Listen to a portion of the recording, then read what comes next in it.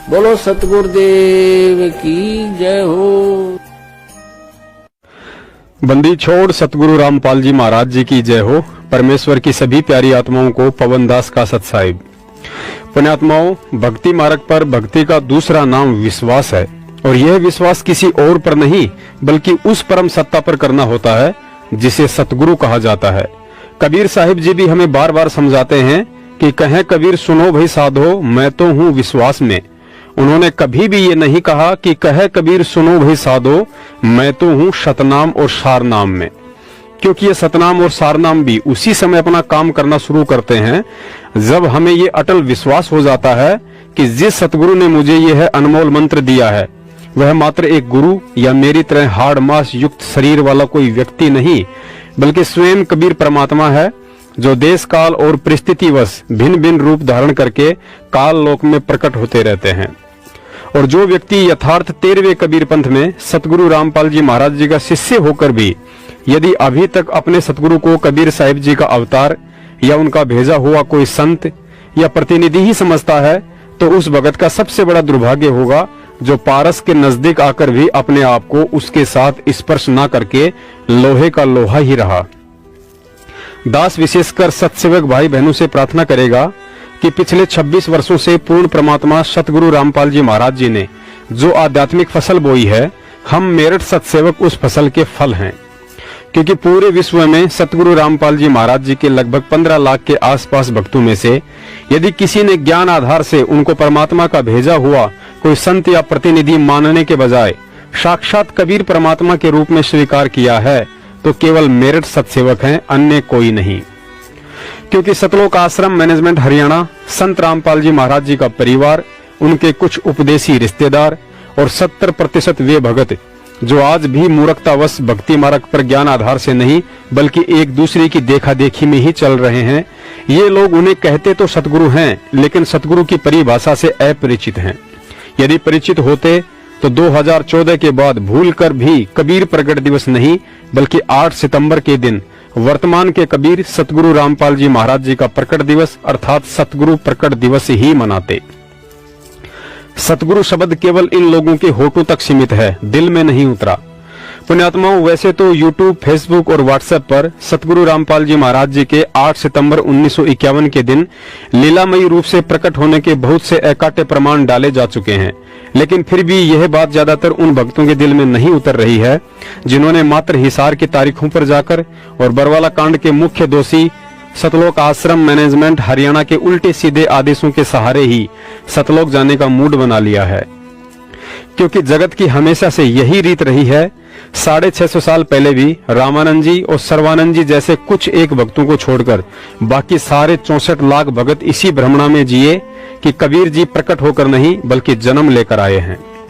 जीते जी किसी ने माना नहीं, लेकिन 1518 में मगहर से उनके सशरीर जाने के बाद पता चला कि कबीर जी तो विदेही थे, उनका शरीर तो तेज पुंज का था, वे तो स्वयं परमात्मा थे। फिर लगे हर साल कबीर प्रगट दिवस मनाने। उनके रहते सहते तो किसी ने उनको परमात्मा माना नहीं और अब जाने के बाद प्रगट दिवस मना रहे हो।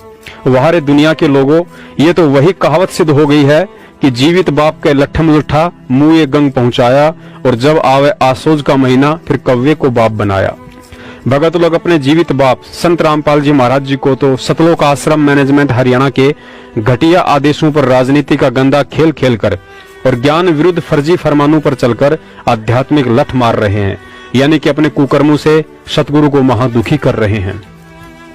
और कबीर जी की 650 साल पुरानी एक काल्पनिक फोटो को प्रसन्न करने के लिए कबीर प्रगट दिवस मना रहे हैं, जो वर्तमान में ना सत्संग सुना सकती है और ना ही कुछ मार्गदर्शन कर सकती है। दास ने काल्पनिक फोटो इसलिए कहा है क्योंकि स्वयं गुरुजी ने एक सत्संग में बताया कि यह दाढ़ी वाली फोटो कबीर परमात्मा के वास्तविक रूप वाली फोटो नहीं है। वे तो कभी भी और किसी भी रूप में जब चाहे प्रकट हो जाते हैं। जैसे उदाहरण के लिए आज सतगुरु रामपाल जी महाराज जी के रूप में प्रकट हैं, लेकिन उनके 90% भगत ही उनको साक्षात कबीर मानने को तैयार नहीं है, बल्कि उन्हें कबीर जी द्वारा भेजा गया एक संत मानते हैं। वह रे कलयुगी भक्तों, असली कबीर सतगुरु रामपाल जी महाराज आज तुम सबके घर और घट में प्रत्यक्ष विराजमान है, लेकिन फिर भी 650 साल पहले वाले कबीर जी की फोटो के आगे कबीर प्रगट दिवस के बहाने ड्रामा करके देसी घी के पकवान खाते हो, धार्मिक कार्यक्रम में राजनेताओं को बुलाकर राजनीति करते हो।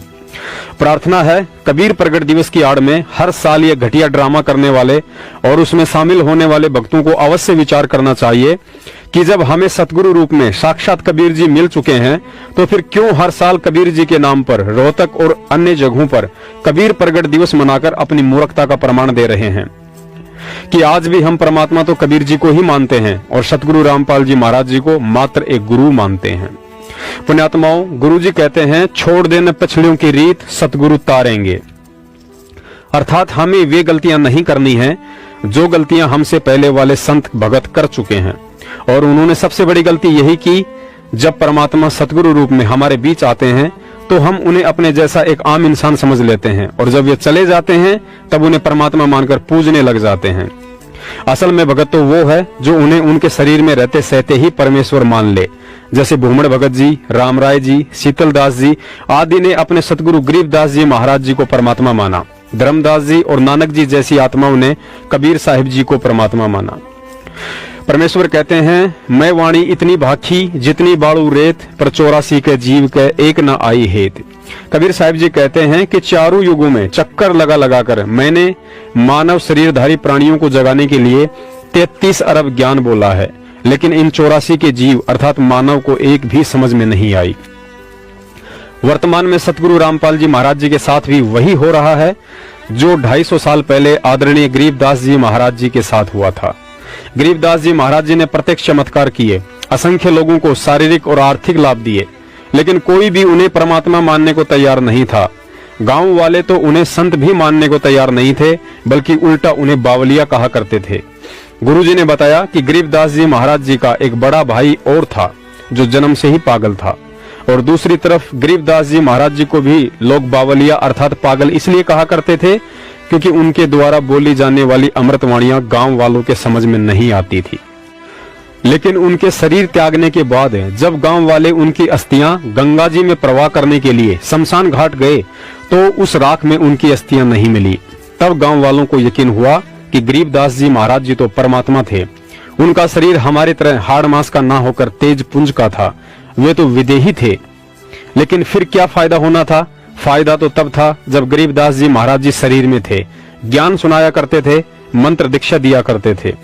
अब जाने के बाद उनका छुड़ाने में मंदिर या मठ बनाकर उनकी महिमा का गुणगान करने से कोई फायदा नहीं होने वाला है। अब तो तभी फायदा है जब गरीबदास जी महाराज जी जैसा कोई पूर्ण तत्वदर्शी सतगुरु मिले जो मोक्ष मंत्र देने का अधिकारी हो, और आज वर्तमान में वह एकमात्र अधिकारी सतगुरु रामपाल जी महाराज जी हैं।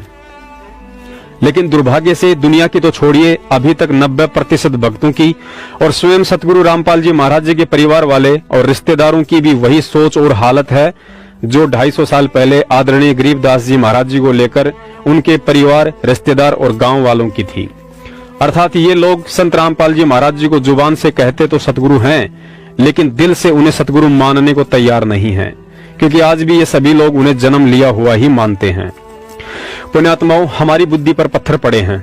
समर्थ सतगुरु रामपाल जी महाराज वर्तमान कलयुग की देश काल और परिस्थिति के मद्देनजर तथा काल को धोखे में रखने के लिए अपने आप को एक सामान्य जीव की तरह माता के गर्भ से जन्म लेकर आया हुआ दिखा दिया, तो हम मूर्खों ने उन्हें जन्म लिया हुआ ही मान लिया। परमात्मा ने हमें ये तत्व ज्ञान वाले सत्संग इसीलिए तो समझाए थे ताकि समय आने पर हम अपने पिता की गूढ़ बातों को इशारों में ही समझ लें। हमने गरीबदास जी महाराज जी को कबीर साहिब जी द्वारा कंवारी गाय का दूध पिलाने वाले सत्संग को सैकड़ों बार सुना है, लेकिन कभी विचार नहीं किया कि उस 2 मिनट के सत्संग में यही रहस्य तो छुपा है कि समर्थ परमात्मा चाहे जिस विधि से प्रकट हो सकता है, लेकिन हम उन्हें बिना तत्व ज्ञान और मजबूत भक्ति संस्कारों के कतई पहचान नहीं सकते। सुनिए यह सत्संग जिसमें आदरणीय गरीबदास जी महाराज जी ने कबीर साहिब जी से कहा कि महाराज जी, ऐसा दूध तो मैंने कभी नहीं पिया और ना ही इतना स्वादिष्ट दूध हमारी गायें देती हैं। तो परमात्मा ने कहा कि बेटा, ये अमृत दूध यहाँ का नहीं, हमारे सतलोक से आया है। तब गरीबदास जी ने फिर कहा कि महाराज जी, वहां इतनी दूर से इस कुंवारी गाय में कैसे आया? तो परमात्मा ने कहा कि बेटा, ये मेरी समर्थता से आया है। तो इस प्रकार गरीबदास साहिब जी को परम पूज्य परमेश्वर कबीर जी ने सर्व ब्रह्मांडों की रचना का ज्ञान कराया। बच्चा बड़ा ध्यान से सुन रहा है और फिर प्रेरणा हुई कि हे परमात्मा, आप तो समर्थ हैं। जब आप एक कंवारी गाय का दूध निकाल सकते हो मालिक, आप सब कुछ कर सकते हो। छोटे से बालक का हुआ, बहुत बड़ी बात खटक गई उसका, और कहा परमात्मा मुझे अपना गांव दिखा दो, आप कहां से आए हो, मुझे भी ले चलो एक बार आपके गांव में। और गरीबदास साहिब जी ने पूछा कि हे प्रभु, ये इतना स्वादिष्ट दूध मैंने कभी नहीं पिया, दूध डेली पीता हूं मैं, लेकिन जो दूध आज इस कंवारी गाय से मुझे प्राप्त हुआ आपकी कृपा से, ऐसा स्वादिष्ट दूध मुझे कहीं नहीं मिला। तब परमात्मा ने कहा बेटा, ये यहां के लोगों का दूध नहीं, ये मेरे गांव से दूध आया था, सतलोक से। हे परमात्मा, जब वहां का यहां कैसे पहुंचा, ये मेरी शक्ति का काम है। पुण्यात्माओं, जब तक हमें इतना भी विश्वास नहीं होगा कि सतगुरु रामपाल जी महाराज जी का शरीर हमारी तरह हाड़ मांस का नहीं बल्कि तेज पुंज का है, और जब तक हम कबीर साहिब जी की काल्पनिक फोटो का प्रकट दिवस मनाना छोड़कर वर्तमान के कबीर सतगुरु रामपाल जी महाराज जी का प्रकट दिवस नहीं मनाएंगे, तब तक तो हम एक भगत की श्रेणी में भी नहीं हैं। परमेश्वर गरीबदास जी महाराज जी भी आदरणीय बलराम जी के घर रानी माता के गर्भ वाली लीला से ही प्रकट हुए थे, लेकिन दुनिया को उनके जाने के बाद पता चला कि वे हम जीवों की तरह गर्भ से जन्म लेकर नहीं आए थे।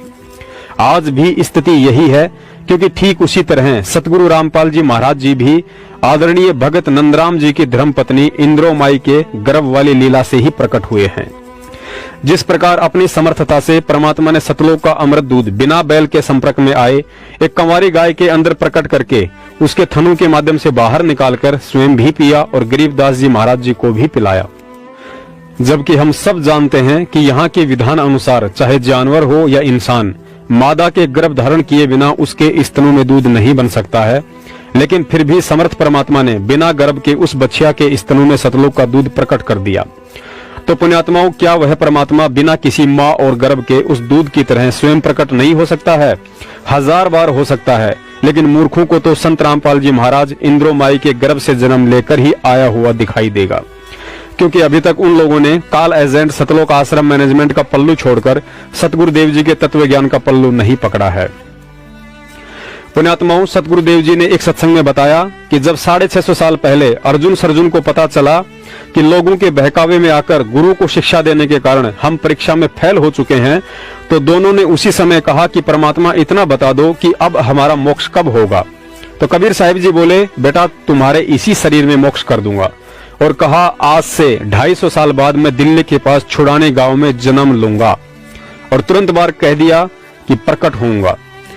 और ऊपर आप जी वीडियो में देख ही चुके हैं कि गरीबदास जी महाराज स्वयं कबीर परमात्मा थे तथा उनका तेजपुंज का शरीर था, लेकिन फिर भी उन्होंने काल को धोखा देने के लिए दुनिया के सामने एक शिशु रूप में गर्भ से प्रकट होने की लीला की, लेकिन वास्तव में वे रानी माता के गर्भ से बाहर नहीं आए, बल्कि वह क्रिया तो हम तुच्छ जीवों को दिखाई दे रही थी। यह लीला भी परमात्मा ने ठीक उसी तरह की जैसे काशी के भंडारे में सभी 9 लाख बैल और हजारों की संख्या में सेवादार जो कि सतलोक से आए थे, सब के सब जमीन से लगभग 1 फुट ऊपर चल रहे थे, लेकिन वहां भंडारा कर रहे 18 लाख लोगों में से किसी एक व्यक्ति का ध्यान भी परमात्मा ने उनके पैरों की तरफ नहीं जाने दिया। अतः ठीक इसी तरह आदरणीय गरीबदास जी महाराज रानी माता के गर्भ से और परम पूज्य सतगुरु रामपाल जी महाराज इंद्रो माता के गर्भ से हम जीवों को हमारी चरम दृष्टि से एक शिशु की भांति बाहर आते दिखाई पड़ते हैं, लेकिन वास्तव में वह परमात्मा उस शिशु वाले शरीर से पहले ही सूक्ष्म रूप में वहां प्रकट हो जाते हैं, और फिर काल को धोखे में रखकर उस शिशु वाले शरीर को आधार बनाकर एक लीलामयी जीवन जीते हैं, जिस उद्देश्य के लिए वे यहाँ आते हैं और उसे पूरा करते हैं। सुनिए ये छोटा सा सत्संग, जिसमें अर्जुन को जब सौंपन आया तो उन्होंने भी यही कहा कि भाई बंदी छोड़ कबीर साहब छुड़ानी गांव में बलराम के घर पैदा हो चुके हैं, और दुनिया को जन्म लेकर आया हुआ दिखाई देने वाले उस कबीर परमात्मा ने गरीबदास जी महाराज के रूप में मात्र 3 दिन की आयु में ही अर्जुन को सारनाम देकर सतलोक भेज दिया था। अब 2 किताबार जा रखे अर्जुन नाम के 2 शिष्य थे, वो बहुत विश्वास किया करते। जब काशी में आए तो सबने बोले रे तारे गुरु जी का दिखाओ चाल चरण, अर्जुन कर दिया उसने, तो क्या कर दिया, एक वैश्या के गेल गल में डाल के और दारू पी कर घूमना करता होता, घूमे था कहाँ थे ना, मत फंसो इसके। उन्होंने बोला भाई देख लेंगे तो तसल्ली हो जाए ना, हम नहीं मान दे। अच्छा चल दिखावांगे, ईद भी मार उड़े बैठे उसके करना है, महाराज जी उनकी खाट पर वह छोरी बैठी नीचे, ऊपर बैठे। अब जी अर्जुन सर्जुन नो प्लातून की तरिया ने बोला, गुरु जी कहां भाई, अकाड़ा में बैठना चाहिए था अपना, खत्म होगा। न्यू बोला रहा फिर तो गुरु तो होगा, वीरा मैंने शिक्षा देने लग गया। तो न्यू बोला जी फिर भी लोग थूके हैं, इसी बात तो ना करनी चाहिए। न्यू बोला लोग काम जाते तो और तो और बात सुन ले, आज के बाद तेरी इस शरीर तो मुक्ति नहीं होगी थारी। इतनी सुनकर भाई रोन लाग गए। ने बोले महाराज जी क्योंकि हमारी तो फूट के भाग और गलानी भी होगी, पर एक बात और बता दो, हमारी कद मुक्ति होगी। ने बोला इससे शरीर में कर दूंगा। अब महाराज जी क्यों कर करोगे, अको मन न देखना। आज से कुछ समय के बाद मैं दिल्ली के आसपास पश्चिम में 30 किलोमीटर के आसपास और किसी एक क्षेत्र में जन्म लूंगा, क्योंकि कालकों ने बताया नहीं कर दे, टपदे ही आ जाए, ये सोच दे रहे जाए और ले देवता भी कौन से अपना काम करके जान दे रहे। तो महाराज छुड़ानी में प्रगट हुए। अच्छा वो महात्मा ने देख के अंदाजा बता दिया था कि इतनी उम्र हो जाएगी ना थारी, उसके आसपास आऊंगा। अब महाराज 200 वर्ष के तक में जी जाएंगे हम, कहा मेरी शक्ति तो जियोगे, जिंदे रहोगे। आकर के वो दोनों महात्मा उस 2-4 साल पहले अमायु पर आ गए, अंदाजा हिला के 30 किलोमीटर मीलियो पड़े हड़ चला। अमायु पर का एक भगत फेट गया, भगत आत्मा था, उनके घर में रहे 3 साल 4 साल। एक दिन रात में सपना आया कि छुड़ानी गांव में बंदी छोड़ कबीर साहब पैदा हो लिए बलराम के घर में। दोनों एक तरह सपना हो, एक साथ एकदम तड़के उठते हैं। अर्जुन कह सर्जुन भाई आ तो गुरु जी दिखे रहे। तो बोला भाई दिखे मन भी, पर दिखे छोटे से, पहले तो महाराज जी दिखे, फिर बच्चे के रूप में दिखे, आके पैदा हो लिए। तो भाई ने बोला छुड़ानी गांव में, दूसरा ने बोला बलराम के घर में, आक जो की तो यही मनाया। ने बोला चालन की तैयारी कर। ने बोला चालन जोगे तो कौन भाई लचर पतर शरीर करे, 2 से 20 साल की उम्र हो रही। तो जिस भगत का रहा करते उसने हाथ जोड़ करने बोले भाई भगत जी तेरा शान मारे पानी भूल जाता, बहुत सेवा करी, पर एक काम और कर देगा, अको कम करो, ये आखिरी दुख जाएंगे आप। हमने छुड़ानी गांव में छोड़ा, इन ओडे गामड़ा छुड़ानी कोई नहीं जाना था। उन्होंने बोला ये भी ना जानते छुड़ानी ने, मतलब 90% जनसंख्या नहीं जानती छुड़ानी सह की थी, बल्कि 99%।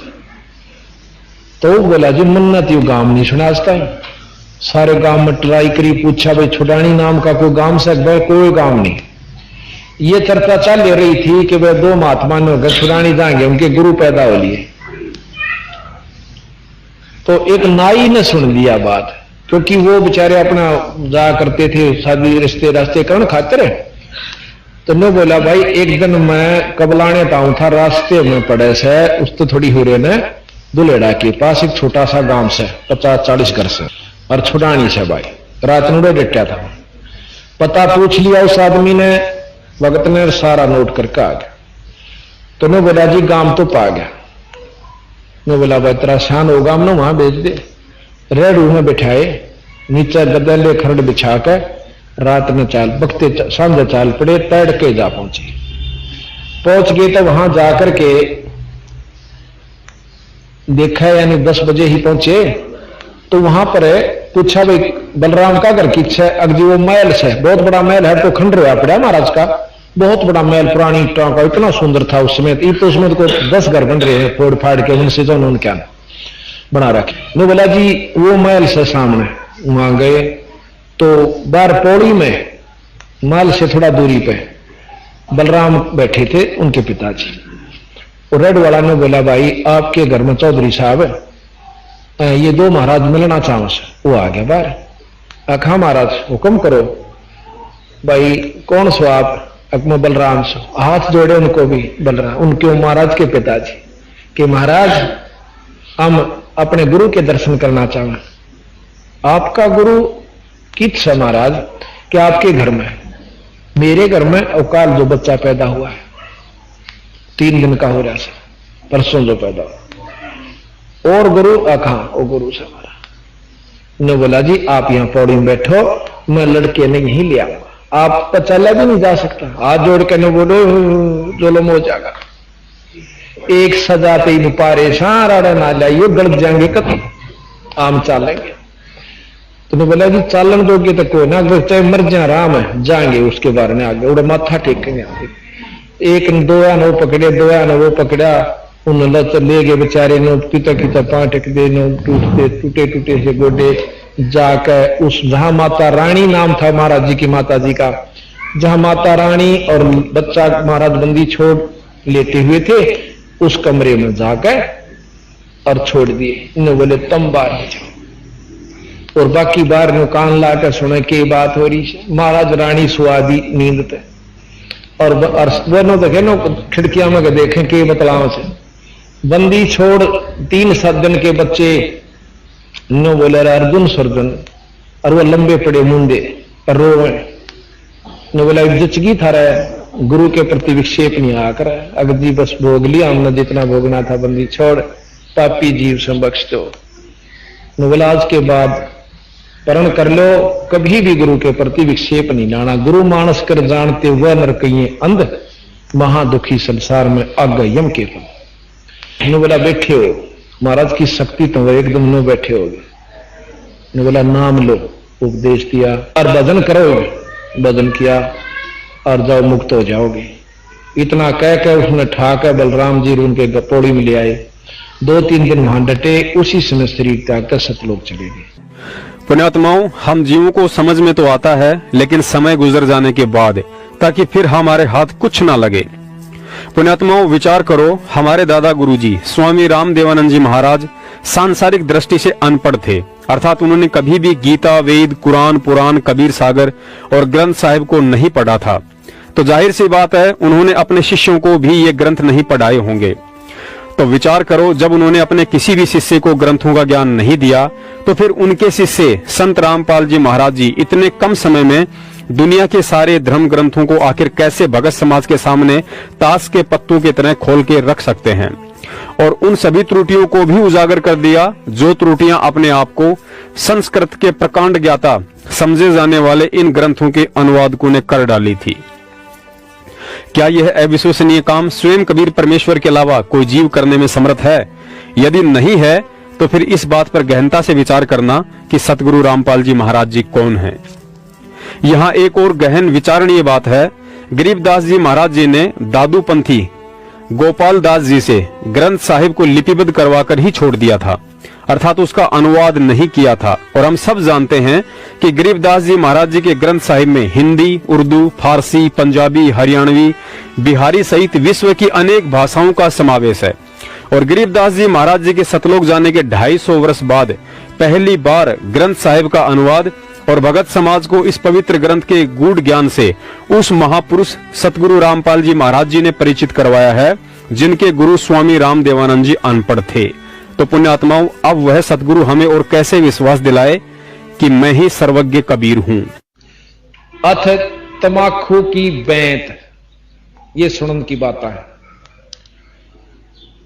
तमाखू कसीद तमा मस्त है, लुजित न सीरी कुवैती न कैफ। ये भाषा जो से मिली जुली है, फारसी, उर्दू।